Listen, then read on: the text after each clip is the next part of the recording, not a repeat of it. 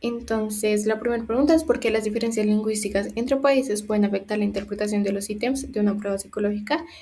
La respuesta a esto es que el lenguaje no es meramente algo que esté en un diccionario, sino que también es algo que se basa en la cultura y en el pragmatismo. En este caso, un ejemplo de esto es que dos países hablen español. El que hable en español no quiere decir que usen las palabras de la misma manera y que los contextos en los que las usen o los contextos que son familiares a ellos sean los mismos simplemente por el hecho de hablar ambos español. Por tanto, no basta con traducir literalmente palabras o ítems, ya que y más que esto hay que considerar cómo vive la población, cuál es la cotidianidad de dicha población. Un ejemplo claro de esto podría ser la adaptación del WISC 4. Y es que, por ejemplo, lo que decía mi compañero de los trineos y bellotas, si aplicáramos esa prueba sin adaptarla correctamente, sino solo traducirla, etcétera, pues obviamente los puntajes van a dar puntajes bajos, por tanto, nuestra conclusión sería que simplemente la capacidad es baja, cuando en realidad no estamos midiendo la inteligencia ni lo que queremos medir, sino simplemente estamos midiendo algo acerca de objetos extranjeros, ya que pues no está en nuestra cotidianidad saber de trineos y bellotas. Bueno, la segunda pregunta es, ¿qué problemas pueden surgir al traducir literalmente un instrumento psicológico de otro idioma o país? Aquí lo dimos en cinco mayores problemas, que son primero la pérdida de validez, y es que el ítem deja de medir el constructo psicológico que se supone pues está diseñado para medir, ¿cierto? Segundo, la falta de confiabilidad, y es que si las personas interpretan los ítems de manera inconsistente debido a la mala traducción o adaptación, dichos resultados dejan de ser estables a lo largo. Tercero, problemas de estandarización. Las reglas de aplicación y calificación dejan de ser precisas para la nueva población. Cuarto, las diferencias culturales. Eso es muy importante, ya que lo que puede hacer una prueba que está mal adaptada o traducida literalmente es que influyan los sesgos que tenga la persona. ¿Qué quiere decir? Que si la persona no conoce o no sabe que está hablando un ítem, simplemente va a responder de acuerdo a la falta de familiaridad o a la falta de conocimiento acerca de esa pregunta, lo cual sesgaría completamente la prueba y los resultados. Y quinto, la no comparabilidad.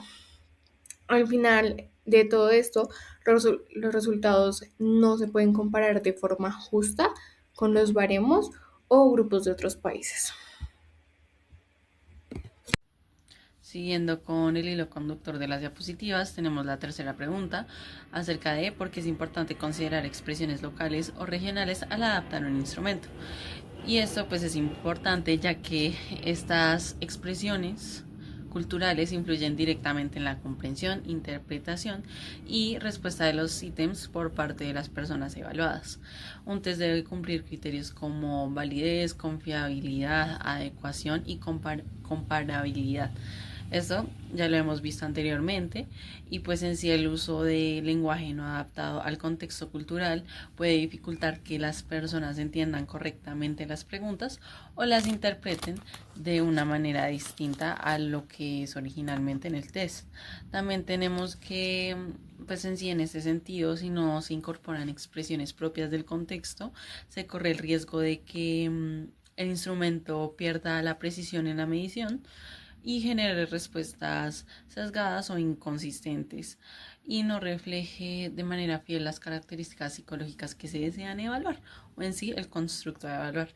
Por ello, adaptar el lenguaje a nivel local no es un tema simplemente lingüístico, sino un requisito fundamental para asegurar la validez y la calidad de las respuestas del test. La siguiente pregunta se parece a la anterior y es cómo pueden las diferencias culturales influir en la forma en que una persona responde a un ítem.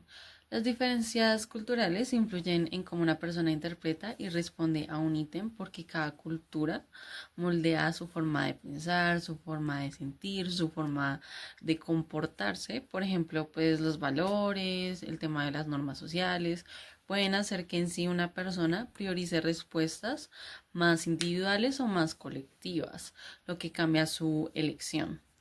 También el lenguaje y el significado de ciertas palabras, como ya dije anteriormente, o situaciones, pueden variar entre culturas, generando interpretaciones distintas de la misma pregunta. Además, en algunas culturas las personas tienden a responder de forma más moderada o socialmente deseable, mientras que en otras son más directas o extremas en sus respuestas. Todo esto puede hacer que un ítem no mida exactamente lo mismo en diferentes contextos culturales, afectando la validez de la evaluación si no se tiene en cuenta pues el tema del lenguaje y en sí el tema de las diferencias culturales. ¿Cuál es la diferencia entre traducir un instrumento y adaptarlo culturalmente? Bien, cuando hablamos de traducción, hacemos énfasis netamente en el lenguaje, mientras que cuando hablamos de adaptación, hacemos referencia a significado y relevancia. Más específicamente, cuando hablamos de traducción en un instrumento, estamos diciendo que básicamente convertimos palabras, frases, textos de un idioma a otro sin tener en cuenta sentido, coherencia, sintaxis y gramática. Mientras que en la adaptación, ciertamente traducimos, pero tenemos en cuenta el sentido, la coherencia, la gramática y que realmente en este instrumento adaptado se diga o se pregunte lo que el instrumento original pretende medir. Ahora, ¿qué podría ocurrir si se utiliza un instrumento adaptado sin evaluar su funcionamiento psicométrico? Bueno, primero, falta de equivalencia. No se tiene la certeza de que el instrumento adaptado conserve la equivalencia conceptual y lingüística del instrumento original.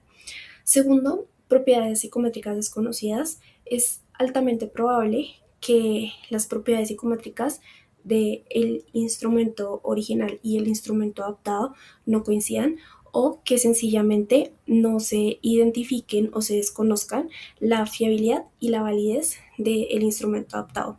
Y tres, sesgo de la interpretación. Hay que tener en cuenta las diferencias entre los baremos, entre los países y culturas, puesto que en algunos tienden a cambiar mucho, aunque en otros también suelen ser muy parecidos, como por ejemplo México y Colombia. Por eso muchos de los instrumentos que se aplican en México también son aplicables acá en Colombia. ¿Qué recomendaciones daría a un investigador que desea utilizar un instrumento creado en otro país? Yo daría 5 recomendaciones. La primera y la más importante para mí es pedir autorización del creador o dueño del instrumento en su defecto para poderlo usar. La segunda es mirar o precisar si la prueba se puede usar o cumple con los objetivos del estudio. Esto quiere decir los constructos si cumplen y son similares con el estudio que vamos a realizar.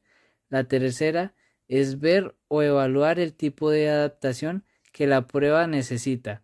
Esto quiere decir si es etnocéntrica, pragmática, EMIC, ETIC o reinterpretación. La cuarta sería realizar un comité de expertos para revisar y asegurar la equivalencia del instrumento en su entorno. La quinta sería hacer una prueba piloto, calcular la confiabilidad y la validez del constructo que vamos a realizar.